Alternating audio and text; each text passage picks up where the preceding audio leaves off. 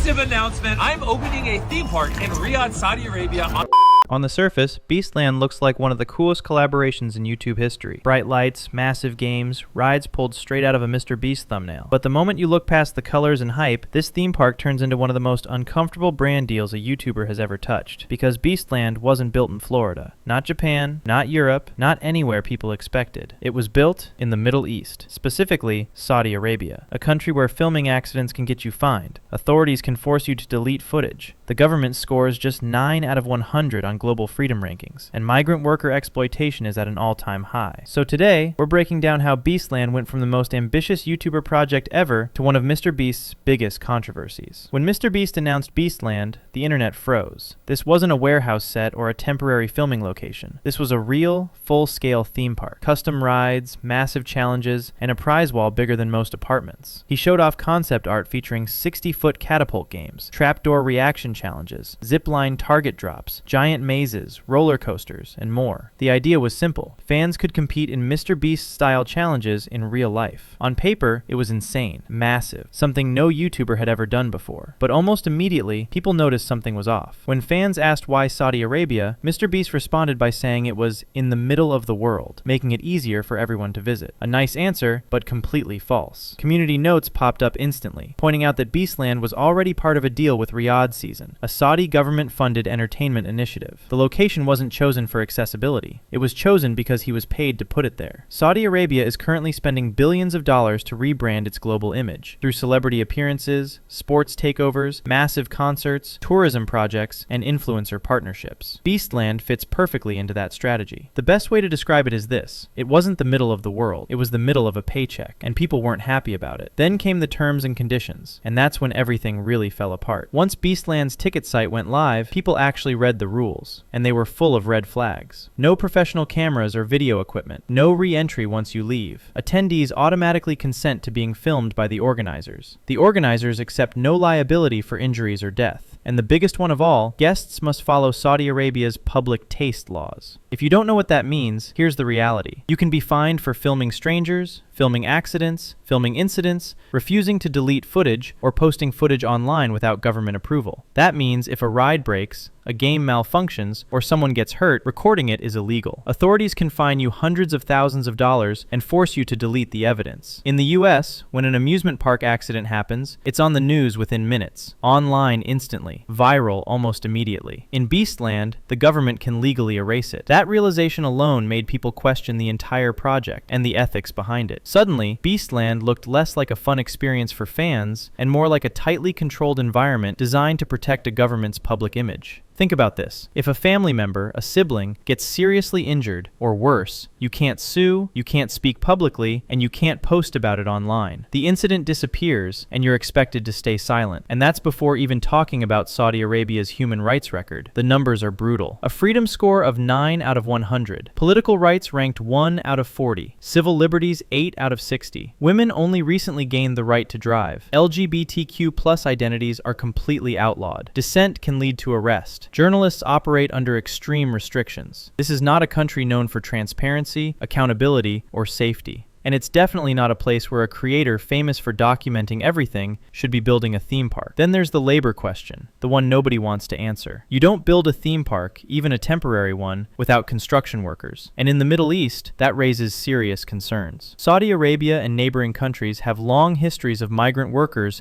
having their passports confiscated, working 12 to 15-hour shifts in extreme heat, living in overcrowded camps, facing delayed or unpaid wages, unexplained deaths, and families not even being notified. Human rights organizations don't mince words about it. They call it modern slavery. And once you put all of this together, Beastland stops looking like a fun YouTuber attraction and starts looking like a PR tool built on silence, control, and exploitation. Dark secrets of the Qatar World Cup. The lack of human rights. Qatar still uses the kafala system. Essentially, this gives their employer control over their lives. They can take away their passport if they want to leave the country. forcing them to work in poor conditions and on a low wage. That low wage works out at about $275 per month. The Guardian reported that 6,500 migrants have died in Qatar since they won the bid for the World Cup in 2010. Whilst they are not all related to the World Cup, most of them were only there to build the infrastructure for it. Let me read out a few statistics, because this really puts into perspective just how bad the situation is. Since 2017, over 21,000 migrant workers have reportedly died while working on Saudi mega projects. For comparison, during the same time period, more than 6,500 migrant worker deaths were reported during the construction of Qatar's World Cup infrastructure. Think about that for a second. People are dying because trillion-dollar governments don't want to properly protect or pay the workers building their stadiums and showcase projects. It's insane. The Middle East is overflowing with oil money, royal wealth, and luxury. Yet forced labor conditions are still being used. These aren't small accusations or internet rumors. This is the documented reality for many workers in these countries. So when Beastland suddenly appears in the middle of the desert, filled with massive structures and heavy machinery, people naturally start asking questions. Who built it? Under what conditions? Were the workers safe? Were they paid fairly? Did anyone get hurt? And here's the most uncomfortable part. Because filming incidents is restricted, we may never know the answers. Unfortunately, a lot of people saw this coming. Dan TDM hinted at this kind of problem long ago. When the Lunchly Healthy Lunchables collaboration dropped, Dan tweeted something along the lines of, "What happened to YouTubers? You're selling junk to kids for money. Do better." And when you look at... Now Jack, a completely unrelated question. Do you like MrBeast? No. Jack, do you think MrBeast ruined YouTube? Yes. Now, in all honesty, Jack, why? Because it became more about views, money, and popularity than it did about having fun. You just don't think you had fun playing Squid Games? You don't think you had fun riding on yachts? Building wells in Africa? I don't know. If he had fun doing those videos, they'd be longer. We'd see the fun. Ooh. I thought you were going to get me with that one, didn't you? And Beastland is basically the physical embodiment of that entire shift. Then you have PewDiePie, who openly laughed at MrBeast's grind for 10 years to succeed clip because he saw this coming from a mile away. Creators slowly turning into corporations. Over the span of a decade, a lot of people are very short-term sighted, but as long as you're innovating, adapting, reinvesting, I think if you do it intelligently. Imagine like you're 9 years, still no one gives a about your channel, and you're like, one more year, here we go, one more year, here we go.